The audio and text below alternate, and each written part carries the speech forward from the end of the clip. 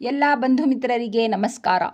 ಮೈಸೂರಿನ ರೈಲ್ವೆ ಸಮಯ ಪಾಲನೆಯಲ್ಲಿ 91ರಷ್ಟು ಸಾಧನೆ ಮಾಡಿದೆ. ಮೈಸೂರು ರೈಲು ನಿಲ್ದಾಣದಲ್ಲಿ ಹಳೆಯ ಕಬ್ಬಿಣ ಮಾರಾಟ ಮಾಡಿ ಹೊಸ ಸಾಧನೆ ಮಾಡಿದೆ. 4.5 ಕೋಟಿ ಆದಾಯ ಗಳಿಸಿದೆ. PSRS ಪರ್ಮನೆಂಟ್ ಸ್ಪೀಡ್ ರಿಸ್ಟ್ರಿಕ್ಷನ್ ಶಾಶ್ವತ ವೇಗದ ಮಿತಿ 3 ವಿಭಾಗಗಳಲ್ಲಿ ವೇಗ ಹೆಚ್ಚಿಸಿದ್ದು 4 ಮೇಲ್ಸೇತುವೆ ಕೆಳಸೇತುವೆ ನಿರ್ಮಿಸಲಾಗಿದೆ. ರೈಲುಗಳ ಸುರಕ್ಷಿತ ಸಂಚಾರದಲ್ಲಿ ಲೋಕೋ ಪೈಲಟ್ ಹಾಗೂ ಸಹಾಯಕ ಲೋಕೋ ಪೈಲಟ್ ಪಾತ್ರ ಅತ್ಯಂತ ಮಹತ್ವವಾದದ್ದು. ಲೆವೆಲ್ ಕ್ರಾಸಿಂಗ್ ಗೇಟ್ಗಳ ಸುರಕ್ಷತೆ, ರೈಲ್ವೆ ಮಂಡಳಿ ಸುರಕ್ಷತಾ ಅಭಿಯಾನಗಳು, ಘಾಟ್ ವಿಭಾಗದ ವಿದ್ಯುದೀಕರಣ, ಟ್ರ್ಯಾಕ್ ಉಪಕೇಂದ್ರಗಳ ಕಾರ್ಯಾರಂಭ, 46 ರೈಲುಗಳು ಡೀಸೆಲ್ನಿಂದ ವಿದ್ಯುತ್ ಚಾಲಿತಕ್ಕೆ ಬದಲಾಯಿಸಲಾಗಿದೆ. ವೈದ್ಯಕೀಯ ವಿಭಾಗದಲ್ಲಿ 100% ಸಾಧನೆ ಮಾಡಿದೆ.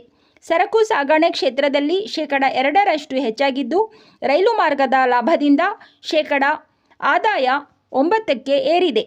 ರೈಲುಗಳ ಸಮಯ ಪಾಲನೆ 89ರಿಂದ 91.68ಕ್ಕೆ ಸುಧಾರಣೆಗೊಂಡಿದೆ.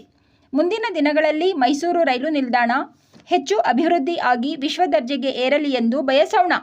ರೈಲಿನ ಒಳಗೆ ಕುಳಿತುಕೊಳ್ಳುವ ಜನರು ಸ್ವಚ್ಛತೆ ಬಗ್ಗೆ ಹೆಚ್ಚು ಜಾಗೃತರಾಗಿರಬೇಕು. ಬಂಧುಗಳೇ, ಲೈಕ್, ಶೇರ್, ಸಬ್ಸ್ಕ್ರೈಬ್ ಮಾಡಿ.